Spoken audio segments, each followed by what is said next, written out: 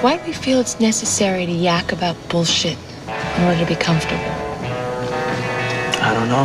That's a good question.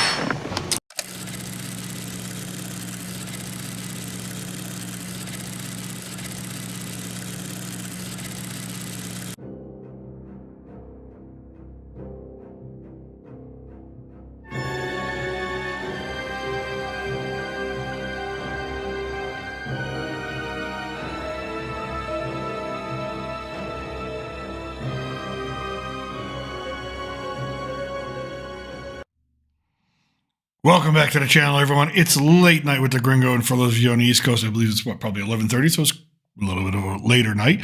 And welcome to the night of Cinco de Mayo. So hopefully everybody had a good time today. If you were out partying, if you weren't, or if you partied this weekend, I hope you had a great time. Hope you celebrated. Hope you had fun. But party's pretty much almost over. Even the fireworks have died down here. The parades are over, all that. But it doesn't mean that we don't have lots to talk about, lots of entertainment news and things that have came out today. And if you saw the South of the Border show earlier this afternoon, then you know we're going to talk about tariffs. And, you know, this is the pop culture portion of Late Night with the Gringo. At night we like to talk about pop culture, and the afternoon we talk about our politics. But it seems like these two things have become so intertwined now, especially with the recent action done by our president. Now, some new information has come out since we had our show earlier today. And if you don't know what I'm talking about, President Trump on Sunday posted on Truth Social that, hey, we're going to put 100% tariffs on movies made outside the United States, which is a lot of movies right now. If you think about it, a lot of things made in Canada, United Kingdom, Australia, lots of great tax breaks, tax incentives, things like that to save money. Marvel, Disney, they do all their stuff in London, it seems.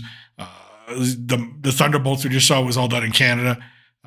So Secret Wars is being done in London. I know that. So is Doomsday. So those two films are being set to be filmed or being filmed right now in London. So it really is interesting. And so we're kind of, understanding like, what does that mean, a tariff? We can understand what a tariff means when it's put on a physical, tangible good that you can hold in your hand, but a movie is not one of those things. It's something you go and see. So how does that work? 100% tariff, the movie's budget was $200 million. Does that mean you have to pay $200 million to the United States government to bring your movie to the United States? I don't know. And it seems like the details were not very clear. And even when asked for comment by the Wall Street Journal and all that, the White House didn't have a comment, didn't have details.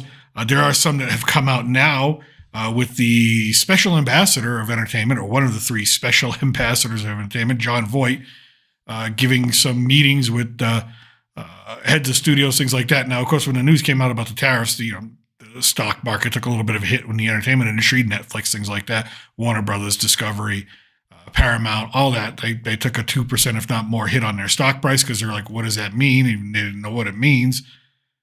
And again, even though we'll go over some of the details, we still don't know what it means. And my argument was earlier today is that why not just make it enticing to make movies in the United States again? Why not just eliminate all the taxes and all the crap that comes around with it? Now, granted, yeah, there's some things, tariffs work in certain areas, and if they're done right, yes, I get it. Like if you can make something cheaper in another country because the labor is cheaper, right?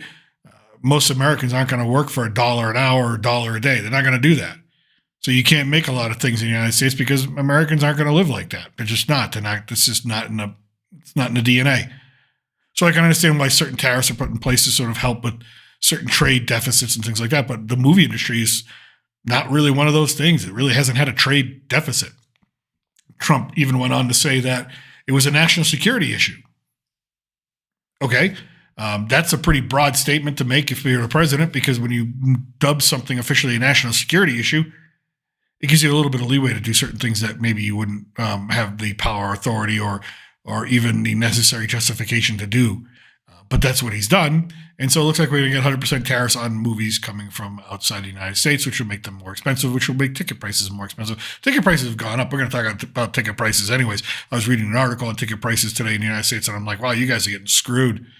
Geez, in the United States. And I'll tell you what I've been paying down here in the United States of Mexico, because that's exactly what it is. It's the United States of Mexico, or just Mexico if you wish. But let's get into some of that. Let me see here if I can find this. Of course, I'm running solo again, as usual. And yeah, there's the Jon Voight article that I want to share with you guys. So give me a second here. So let's transition out of that. Boom. Okay. Trump ambassador John Voight unveils his plan to make Hollywood great again. Okay, well, there's John Voight, and great actor, also father of Angelina Jolie, I believe. So the Midnight Cowboy and Heat actor, okay, also a special ambassador to the entertainment industry for the White House, presented a plan to return more production to U.S. shores after meeting with industry stakeholders. Fair enough. That sounds fair. So what is that plan? Let's go here. After a period of silence on his role as a liaison between the entertainment industry and the White House, actor John Voight on Monday revealed his intentions for resolving so-called runaway production, or film and television productions fleeing the U.S. for more cost-effective shores. Again, this is not something new. I mean, I go back to one of my favorite shows of all time, The X-Files. That was filmed entirely in Canada. I mean, it's been happening since the late 80s, early 90s. Tim Burton's Batman was filmed in London at Pinewood Studios.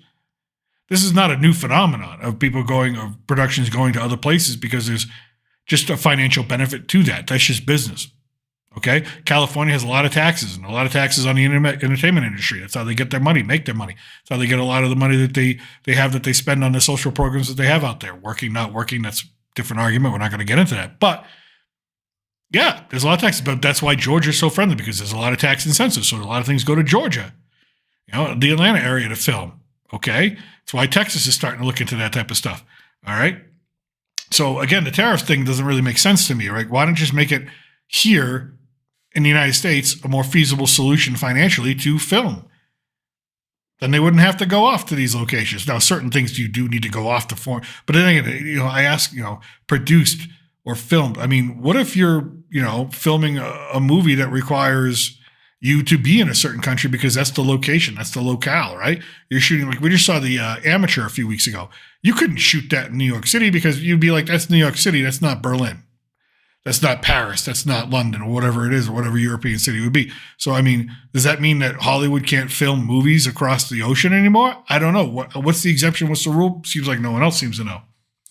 So the plan, as vague as it is going to involve a combination of federal tax incentives, great, tax code changes, awesome, co-production treaties and infrastructure subsidies for theater owners.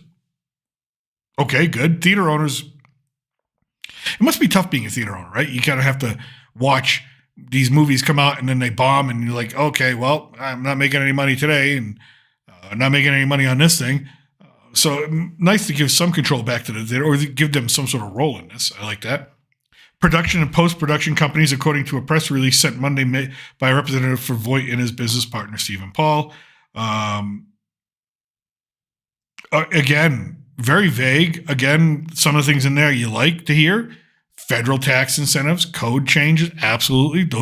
And that's really where we should go. The whole idea of you don't need a tariff. If it's better to be here than there, then just be here, right? It's just, that's the way that should work. It's just to put these tariffs on seem to be something more of a threat, seem to be more of a dig at certain things. And maybe it's just, Trump loves the entertainment industry, but the entertainment industry hasn't loved him back.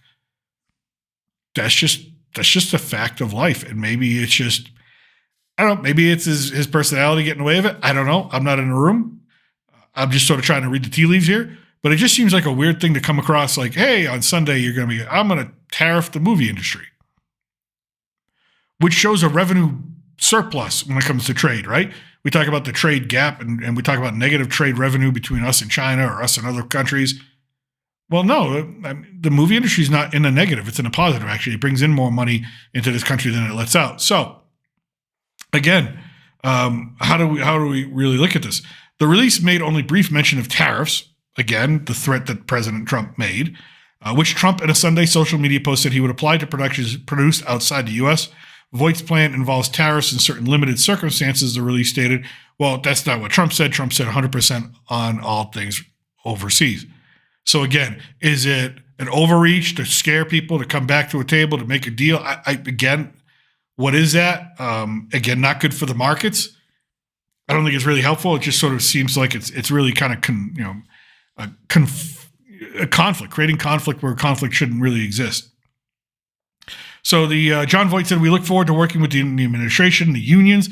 There you go. The unions are going to be the tough part because it's the unions that, those are the people that make not a lot of money, right? You think about the 1% of the 1% of the people that make $100 million off these movies and, the millionaires and the actors and all that stuff. These aren't the people that we should be concerned about. It's the people who do the catering. It's the people who do, the union, the trade unions, the carpentry, the electricians, people who build the sets, things like that, the costuming. These people don't make a ton of money. They make a good living. Don't get me wrong. I'm sure they make a comfortable living. They wouldn't do what they're doing in Hollywood if not. But I'm sure it's not anywhere near what you would think they would be making. All right. So yeah, help a plan to keep our industry healthy and bring more productions back to America. And again, I'm all for bringing back Hollywood productions to the United States, but entertainment's a global business now. It's no longer what it used to be, right? It's no longer in the 30s and the 40s and the 50s, even somewhat in the 60s and partially into the 70s, where it was a United States dominated thing, Hollywood. The plan is a result of months of meetings between Voight and his team and entertainment stakeholders such as studios, streamers, unions, and guilds. Voight and Paul confirmed that they met with Trump at Mar-a-Lago over the weekend, and the White House is reviewing their proposals. Great. The details from Voight come after a tumultuous 24 hours in which Trump announced a 100% tariff on films produced outside the U.S. Before the White House walked that back a bit Monday morning, telling the Hollywood Reporter in a statement that although no final decisions on foreign film tariffs have been made, the administration is exploring all options to deliver on President Trump's directive to safeguard our country's national and economic security while making Hollywood great again. Once again, I'm not really sure what national security has to do with making a friggin' Marvel film or making the next Batman film or making any film, right? I don't think films really have that kind of far. I can't remember the last film that was considered a national security issue. I mean, I'm thinking, I'm rallying. I mean, I'm a film historian. I can't, maybe The Interview because it made fun of North Korea and they hacked Sony for it. I don't know. That comes close, I guess. That's a national security issue, but whatever, it is what it is. I really can't think of a film that I would consider a national security issue. So the news caught Hollywood off guard and brought with it more questions than answers. Of course it did. So seemed the idea of government intervention through SAG-AFTRA and the Teamsters had very different levels of enthusiasm when it came to tariffs in particular.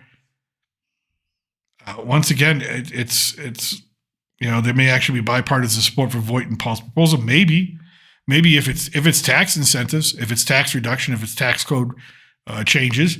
But the idea that you can't go overseas and what if you produce half your film overseas because you need half the film in a certain locale? Like, do you get tariffed for that half the film? I mean, do you have to submit a budget with what you spent over there? And then again, it just seems like a messy situation. But a tax incentive with the unions, I'm fine with the unions getting a tax incentive. I mean, those are just regular people, regular Joes. I mean, most of the time they're just trying, most of the time union people live paycheck to paycheck. So, I mean, of all the unions I've ever worked with through my construction work with the companies that I've worked with, most union, just everyday union people, they live, normal middle class lives, paycheck to paycheck, right? So anything that can give them an incentive, I'm fine with that. That sounds awesome.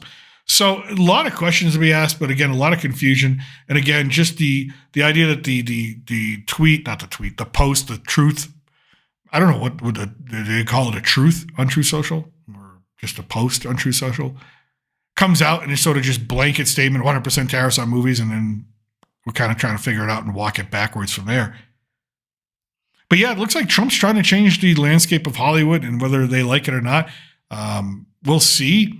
Now, of course, we've already gotten pushback from Hollywood itself. There was a Rolling Stone article a couple days ago where Sean Penn was talking about Trump and calling him all sorts of things and all sorts of names, and you can go ahead and read that and say he's going to destroy the world, and that's his goal. And there's not a lot of like for Donald Trump. And I think once you get the talent involved and the progressive nature of Hollywood involved, once you take it out of the boardrooms of the studios where they are concerned about profit, at least it seems like they're becoming more and more concerned about profit lately.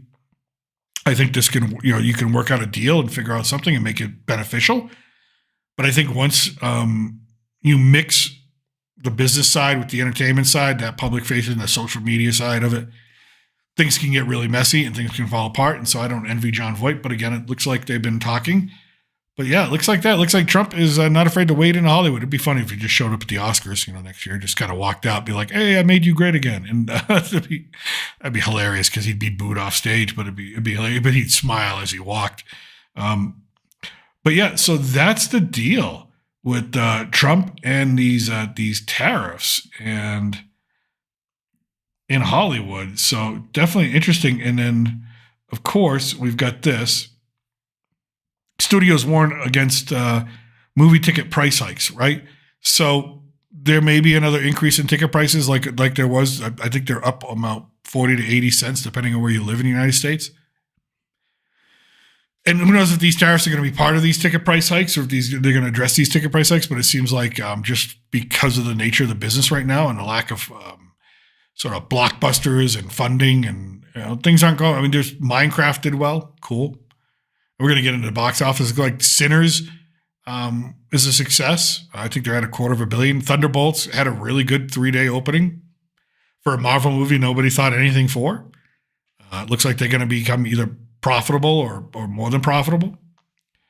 But we've got a lot going on here. So studios warn against movie ticket price hikes.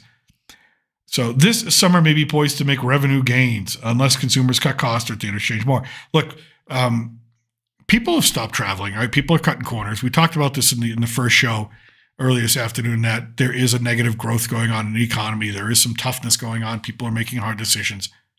They're canceling vacations and things like that. They're going for the staycation. They're staying home, going to, and what's the cheapest thing to do when you're home on a staycation for entertainment?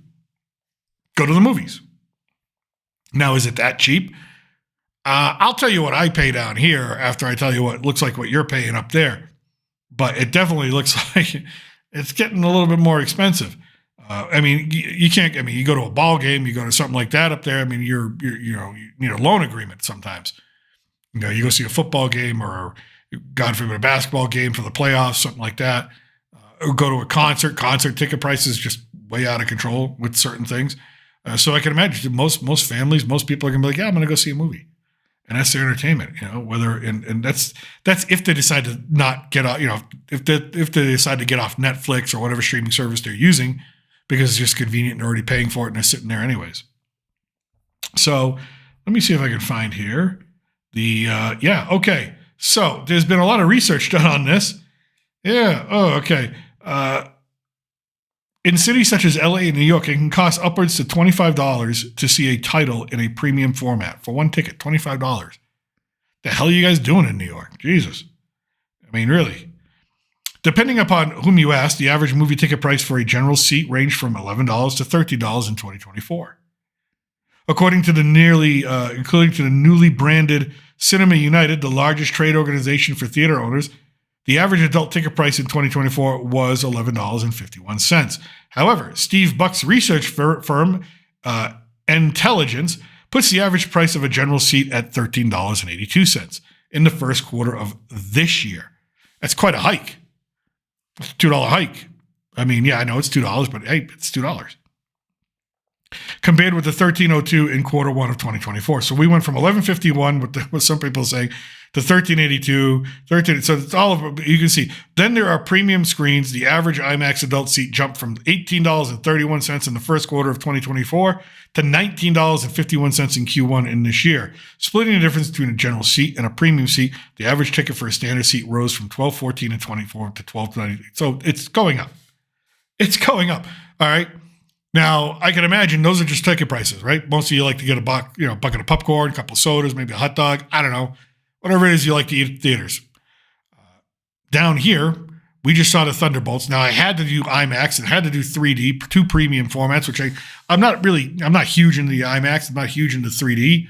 I grew up in the time of Jaws 3D, so 3D doesn't impress me. 3D to me is a gimmick. But it was the first showing, and I wanted to get that first showing in and be able to talk to you about the Thunderbolts as soon as it ended and get that review out. So I said, yeah, sure, let's do, my son and I said, yeah, 2 of us. Let's see the IMAX 3D version. Okay. So the IMAX 3D version cost us about 400 pesos, less than 400 pesos. It's $1 equals 20 pesos. So You know, for 2 seats, we're basically getting half price of what you're getting. Then we got another couple hundred pesos for a bucket of popcorn, a hot dog, 2 sodas, candy bar. Living large, really. And, it's just, so basically for the price that you're paying for one general ticket in the United States, on the high end, we're getting 2 premium formats plus food.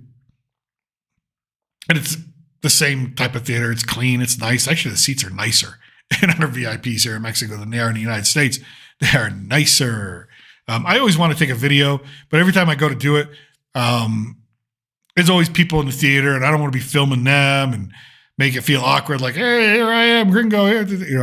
I try. So hopefully, maybe I can sneak into one of the theaters when it's empty a few minutes before they let people in, so I can take a video of what it looks like, a VIP with all the nice tables and lights and the reclining leather chairs that you could literally fall asleep in for days.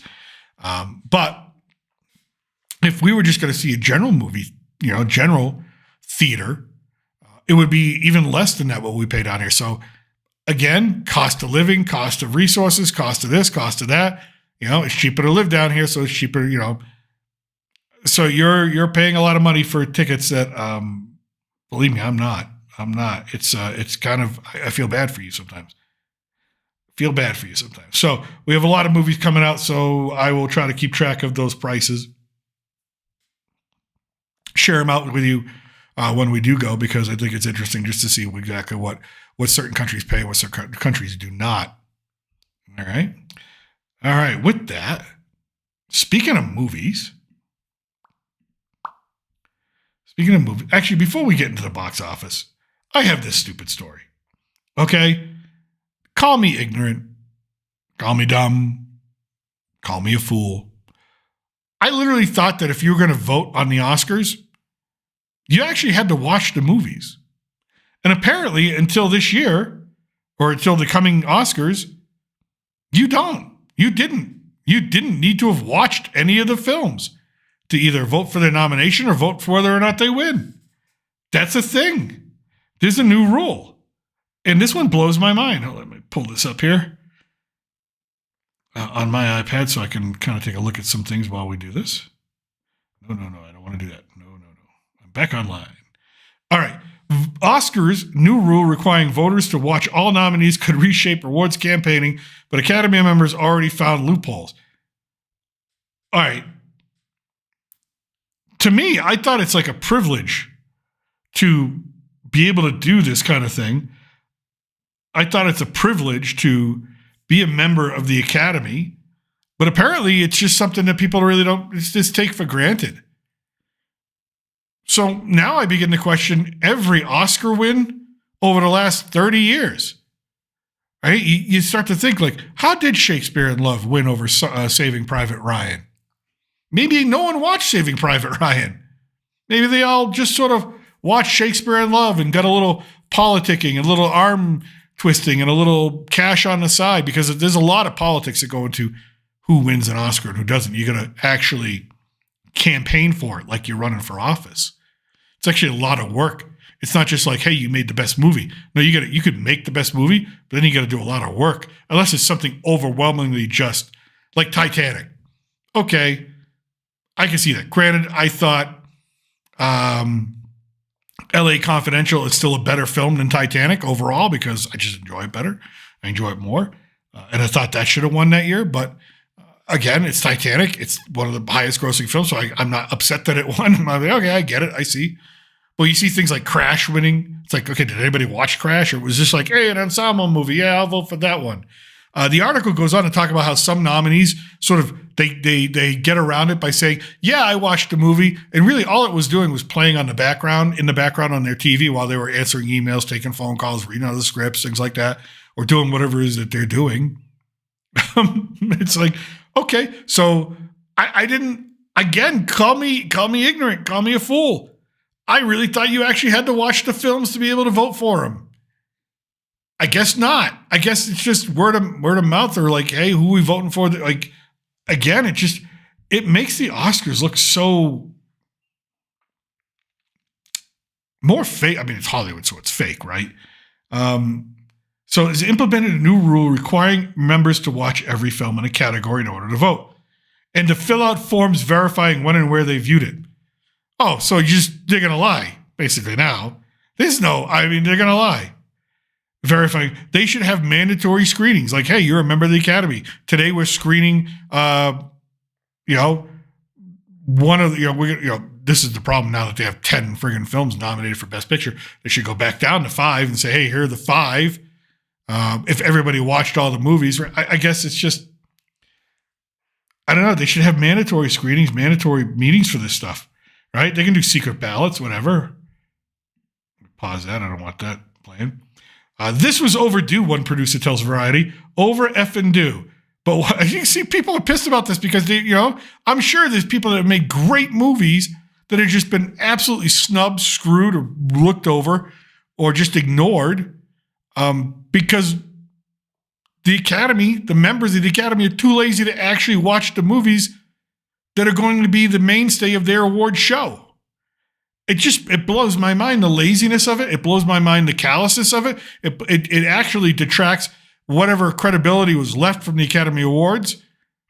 It just diminishes it to the point of just, the Academy Awards used to be one of the greatest awards you can get in entertainment. Now it's sort of like, whatever. Whatever. I get it, I don't know.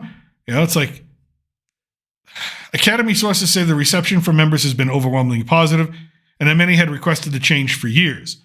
Historically, watching every nominated title was recommended, not required. Members often learned on buzz, publicists, friends, and family to fill in the gaps. Great. It's the same way we choose a president anyways, or a senator, or a congressman, or governor, right? It's the same way. Why should I be surprised? One executive for the Academy marketing branch recalls times in the 80s and 90s when their boss handed over a blank Oscar ballot and said, "You've seen more than me. Fill this out." I don't need to fill out this thing. I ain't voting. You vote for me. It wasn't uncommon. Ballots were mailed and sometimes completed by assistants or even voters' adult children. This gets silly. He had never even heard of half the movies, but he voted anyways, one executive says, recalling observing studio heads during Hollywood's golden age. Oh my God. The analog era, along with DVD mailers, faded with the 2020 introduction of the Academy Screening Room, an online portal featuring tight security and two-factor authentication. The digital transition closed. Okay, so they make it so easy. If you're a member of the Academy, you can actually log onto a private website for the Academy and view every movie in a category free at your leisure. And you still don't do it. Fuck. Let me do it. I'll do it. I'll sit here. I'll watch every movie that's nominated. I'll tell you exactly. If you want me to do it for free, give me free access to it. Sure. I'll do it. Raise my hand right here. South of the border. Check it in for the Oscars. And the Oscar goes to. All right. My God. Here we go. Today, some members, particularly in the executive and marketing and PR branches, simply press play on the Academy app to satisfy the system's viewing requirement. They just hit play and walk away. Then mute the audio or switch tabs. The app only needs to see that you watched it, says one voter. It doesn't know if you're actually sitting there. Oh, Jesus. I mean, how spoiled can these people be? I mean, you're in Hollywood. You have this awesome job. This is where you want to be. You're making tons of money. We're asking you to do one thing. Just honestly look at the films and vote what you think. But you can't do that, right? Then you put on this whole award show. Oh, they're the greatest, yes, and applause and whatnot. You didn't even watch. Half the people applauding, they haven't even seen the film. Oh, dear Lord. Another member admits they hit play before leaving the house to go to work. Votes, many acknowledge, are often driven by professional allegiance. You think I'm voting against my own campaign? Last one executive, I'm voting for my stuff. Oh, there's a problem. Right? If it's your stuff, you should be excluded from that category, right? It's like betting. It's like Pete Rose betting on baseball, right? You're coaching the team. Yeah. Sentry is one of the best written characters in my. Yeah. Absolutely. Sentry is one of the best written. Absolutely. We're going to get to the Thunderbolts in a second, but absolutely. I love that. And again, we're going to get to Thunderbolts in a second. I know I took a lot of crap already from loving the movie. I'm just being honest. But yeah, here's the Academy Awards. Take it for what it is. They actually now have to prove somehow that they actually watched the movies, even though they're going to get around it. So, Reader Man 19, yes, absolutely. We're going to get into that right now because I do want to talk about that. I do want to talk about the Thunderbolts. So they revealed the asterisk because it's all over the place, right? So now the new posters went up and they call it the New Avengers. All right. So Marvel Studios presents the New Avengers. It had a really good opening weekend for a movie that nobody thought was going to go anywhere. Now, I sat down and saw this movie, and I walked out of it. The first thing I said, even before getting up from my seat, the first thing I said, this may be one of my favorite Marvel movies ever. And yes, Sentry, I said it in my review. Here's a character written, and here's an actor who has to take this. By the way, son of Bill Pullman from Independence Day, so nice to see him doing well. Here's an actor who has to take a role where you have to play a character who has multiple issues, mental trauma, which it's not easy to play a character who has mental trauma in a proper and appropriate way, whether it's addiction, loneliness, depression, anxiety, all that, right? But this character has all of those put into one, like all just kind of crammed in there. But then he has to play as a character who's experiencing all those emotions with amnesia, therefore he doesn't understand the emotions he's experiencing. Comes off great. I thought it came off great. I thought he did great with it. Yep. Yeah, absolutely. It was one of the finer movies that wrote about and addressed mental health. By the way, there's a thing where I saw a couple of reviews, and it's from the typical players that like to be negative for negative sake, and I'm not going to dunk on them because, you know what, I've watched their stuff too, and I'm not going to mention them by name because I watch their stuff too because sometimes it's funny. But they had this issue where they were making fun of the movie, criticizing the movie for putting mental health front and center. Pardon me, I've seen Iron Man 3. That film is all about mental health, post-traumatic stress disorder, anxiety, panic attacks. There's a character who's driven by narcissism, daddy issues, all that. That's mental health.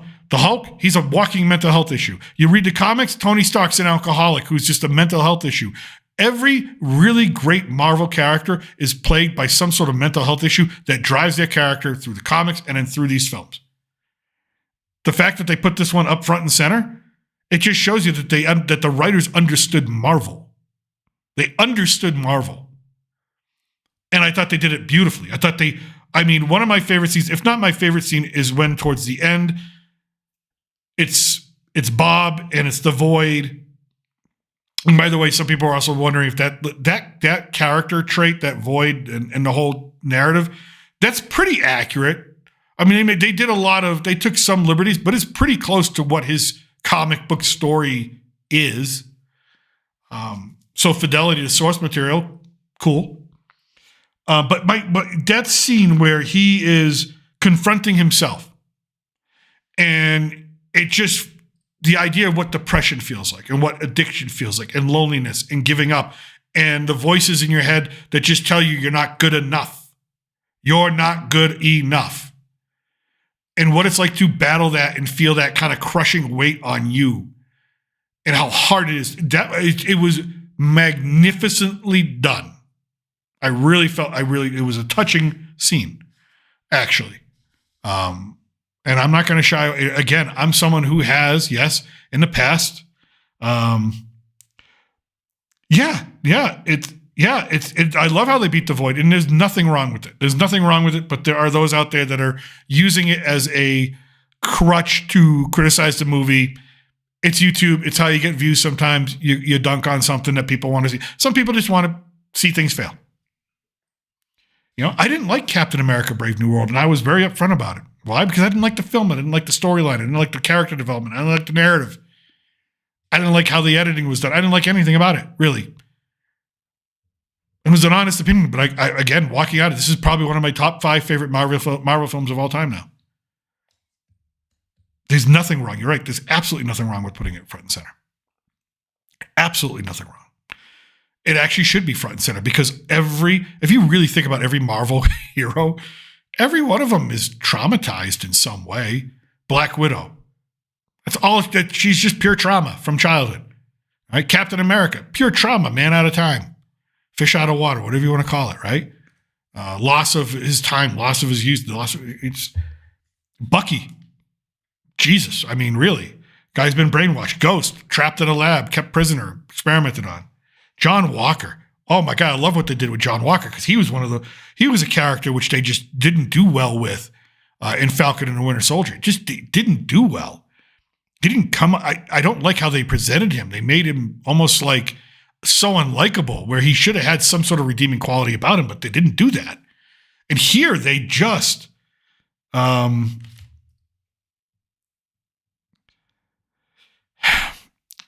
I'm going to get to that in a second, and I got my own thoughts on that, and I'll kind of bounce back and forth a little bit with that. But just to finish up John Walker, Redeemer 19, and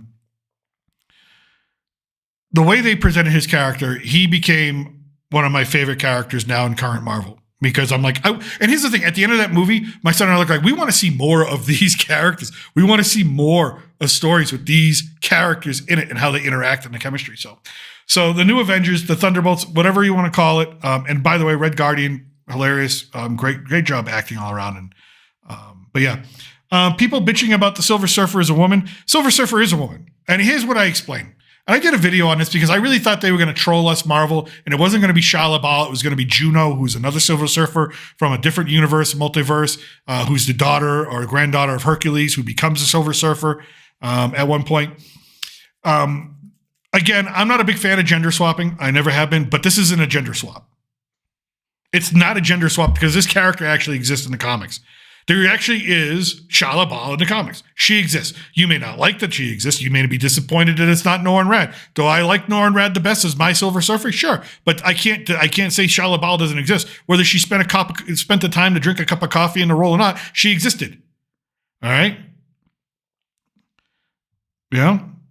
So John Walker has one. Yeah, he does have a great speech. I just don't like how they left him off as just being such a miserable. I just nothing redeeming about him. At least that's how I felt. I was like, oh man, I really wanted something more about him, and I'm glad they gave him some room to run. But getting back to the Silver Surfer, it's not a gender swap because it's the character exists. It's not like you're making female. Yeah, she's his girlfriend, but she becomes a Silver Surfer. Now, granted, it's interesting to me. What my thing is like, how do you tell her story without telling his?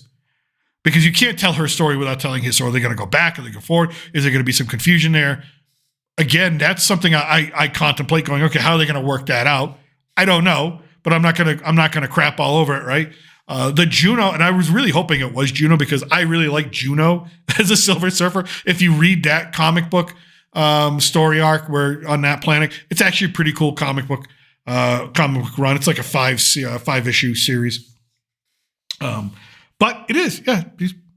So it's not a gender swap. So those are the others saying they gender swapped the Silver Surfer. They don't know what they're talking about. And again, if you're disappointed that Norrin Radd isn't the Silver Surfer in this movie, I get it. Cool. You can be disappointed, but you can't call it a gender swap. You can't be mad and say, hey, it's a gender swap. Now, of course, we got Norrin Radd as a Silver Surfer before in the Fantastic Four. No one saw the film. No one wanted to see the film. Everybody said they hated the film when it came out. So maybe they said, well, that didn't work. Let's go with this one. I don't know. And Johnny Storm not being a womanizer, I think he is going to be a womanizer.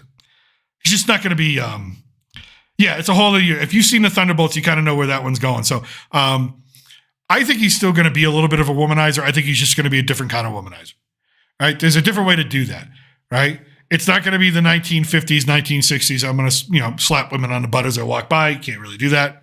I get that. And I get that his character is going to change a little bit. And I think they're also trying to lean more into the family element of the Fantastic Four. So we'll see. And again, here's the thing. No one's seen the movie. But yet there's a lot of people pretending out there like they know what's going to say just because there was a snippet in an interview. I'm psyched for the Fantastic Four. If you saw the Thunderbolts, you're even more psyched for the Fantastic Four. And hopefully, like I said, leaving the Thunderbolts, I hope the Fantastic Four can match up to this movie.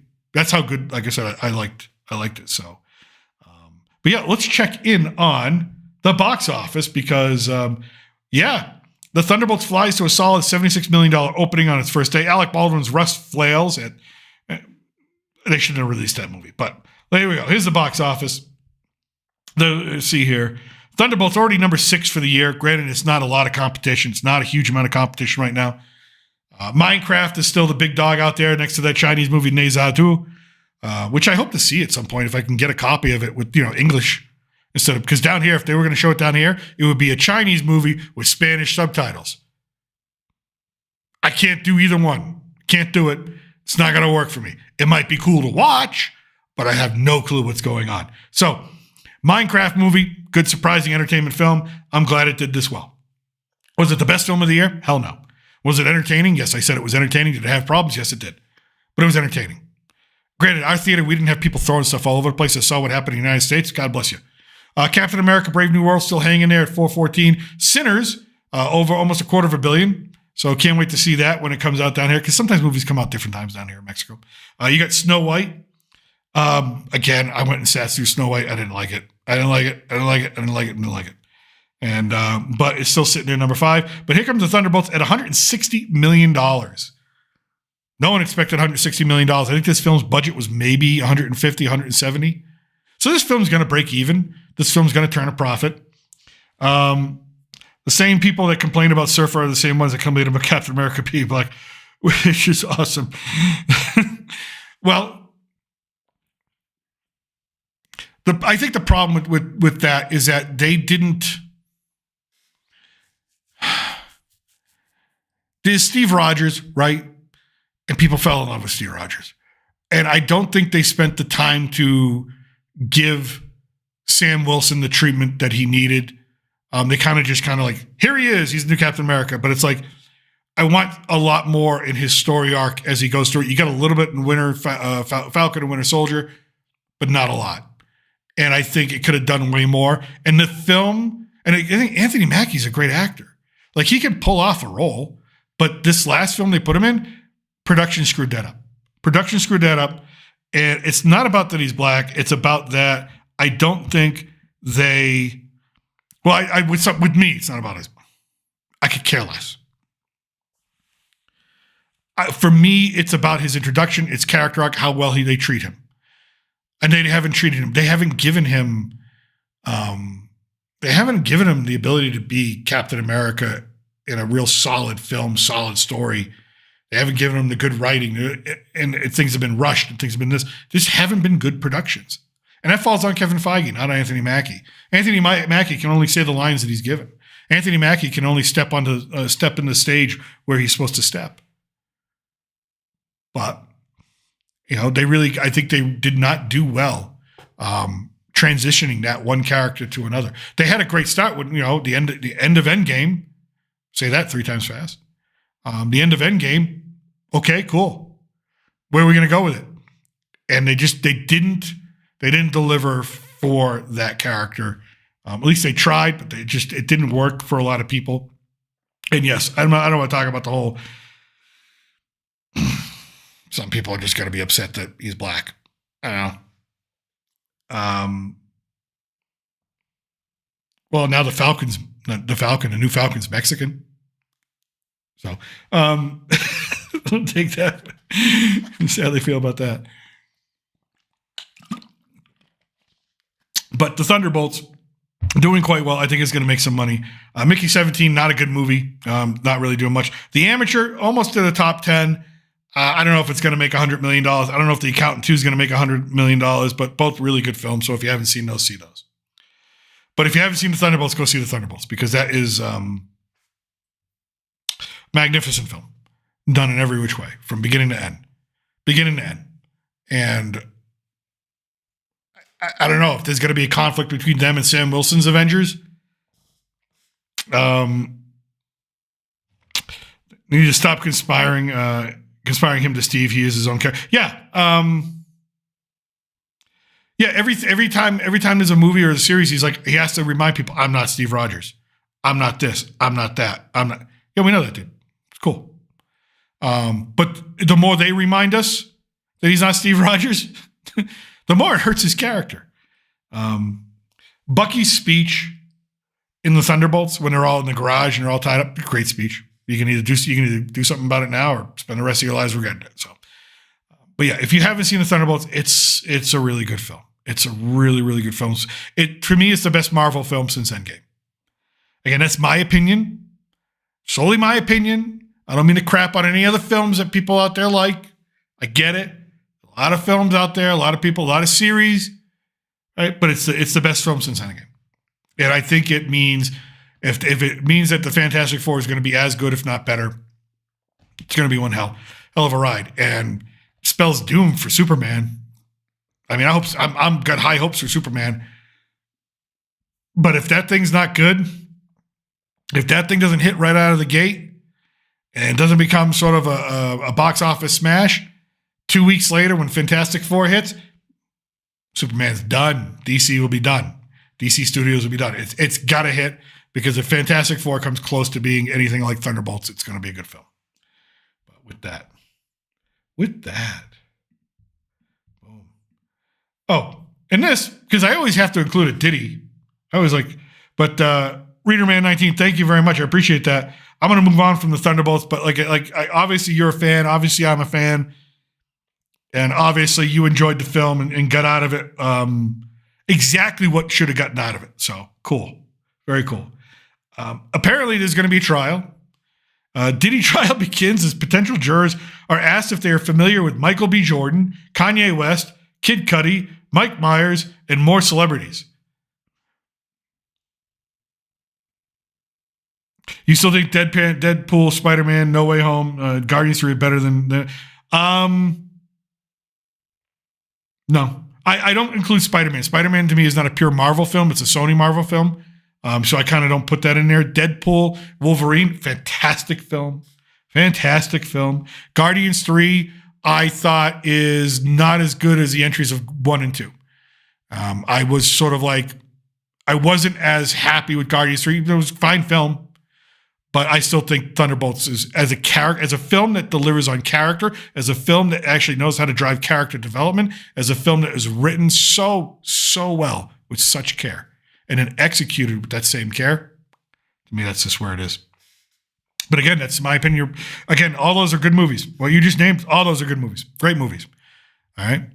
But I found this article funny because, like, if you go, I've been on juries before. If someone walked up to me on a jury and they said, "Hey, do you know these celebrities?" I'd be like, "Yeah." Like, know them. Like, I'm aware of them. I don't know them. Am I familiar with them? I don't know. What does familiar mean? Like, I've seen, like, how do you not know who these people are? Like, but apparently there's going to be a lot of big names being dragged into this trial, and I can't wait. So I wanted to pop that in there right now and just kind of see that. But there you go. There you go. Yeah. But yeah, there it is. There's my thought. Bring the Thunderbolts back up for you. Yeah, but it's been an interesting weekend in the entertainment industry. It's gotten more political than what you think it's going to get. It's going to continue to get more political. Like, it's always been political, but the fact that now the economics and the trade war have hit Hollywood, I don't know what the impact's going to be on that. Like, you know, are you going to get, like I said, the Thunderbolts filmed in Canada? If the Thunderbolts cost $150 million to make, does that mean you have to pay an extra $150 million to bring that film into the United States? I don't know. And what will that do to the entertainment industry? I don't know. We don't know. But there you go. But that's it. That's late night. Diddy's a horror pussy. Yeah, well, he gets his trial. That's all I'm going to say. I'm one of those guys that like to be like, yeah, I have my opinion on stuff like that. Yeah, if he's found guilty, yeah, absolutely. He should. Yeah, there's no excuse for it. I mean, if he's found guilty, yes, absolutely. But I'm one of those people, like, I try to follow along these trials and try to keep an open mind and let the jury, because I've been on juries before and it's not that good. Born Again was so good that Moon Knight and Hawkeye were also great. I wasn't a fan of Moon Knight. I was lukewarm on Hawkeye. Born Again was good. So good. Absolutely. Absolutely. I'm a Loki fan, and I'm a Loki and WandaVision fan. I really liked WandaVision. I thought it was really a unique concept. I know they threw in some things at the end that were a little wonky. Loki, I know some people, 1 and 2. Some people didn't like Sylvie, whatever. I thought Loki season 2 was fantastic. I thought I didn't like Echo. I didn't like Echo at all. I didn't, but I think for me, WandaVision and Loki was where it's at, and then Daredevil Born Again. But yeah, Rita, man. So I appreciate all the comments, but it is time for me to say it is late. It is later in the late night, and I've got to go. And I'm going to thank everybody. I appreciate you. Rita Man 19, thank you very much. I appreciate you. And I'm glad you enjoyed the film, and hope to see you again. But right now, I am going to sign off in a minute. As soon as I get back, I'm flying solo. There I am. There I am. There I am. So with that, I'm still your reluctant gringo. Rita Man, thank you very much. Appreciate you. And everyone else out there, I hope you have a great Monday night. I'm going to go and relax the rest of the evening. Salud, a huevo from south of the border.